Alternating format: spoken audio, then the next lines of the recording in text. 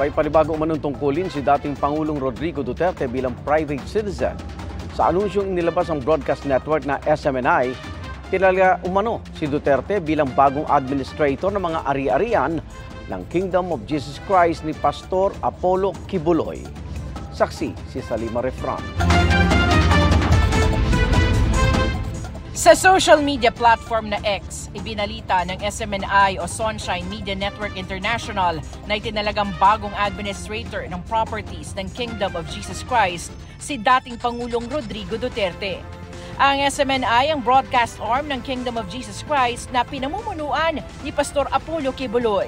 Walang ibang detalye ang post ng SMNI. Pero kilalang malapit sina Duterte at Kibuloy na spiritual advisor rin ng dating Pangulo. Patuloy na kinukuha ng GMA Integrated News ang panig ni Duterte at ng Kingdom of Jesus Christ. Sinubukan din namin kunin ang panig ng abogado ni Kibuloy na si Attorney Ferdinand Topacio pero tumanggi siyang magbigay ng pahayag. Ginawa ang anunsyo sa gitna ng pag-contempt ng Senate Committee on Women and Children laban kay Kibuloy dahil sa patuloy na hindi pagdalo sa mga pagdinig tungkol sa umano'y nangyaring pang-aabuso sa ilang miyembro ng Kingdom of Jesus Christ.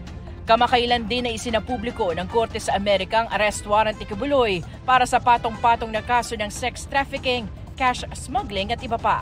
Binuhay rin muli ng Department of Justice ang sexual abuse at human trafficking charges laban kay Kibuloy. Sa gitna ng unsealing ng arrest warrant sa Amerika, sinabi ng Department of Justice na wala pa silang natatanggap na extradition request para kay Kibuloy. Samantala, sumulat ang legal counsel ni Kibuloy sa Kamara para sasabi ng in-issue ng House Committee on Legal Franchises. Sinabi ritong hindi dadalo sa committee hearing si Kibuloy dahil honorary chairman na lang daw ang pastor at matagal nang hindi kasama sa pamamahala at operasyon ng SMNI. Samantala, ikatlong araw na sa 7 araw na prayer rally ng mga taga-suporta ni Kibuloy sa Liwasang Bonifacio.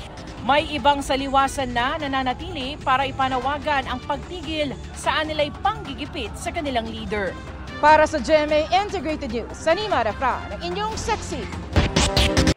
Mga kapuso, sama-sama tayong maging saksi. Mag-subscribe sa GMA Integrated News sa YouTube at para sa mga kapuso abroad, samahan niyo kami sa GMA Pinoy TV at sa www.gmanews.tv.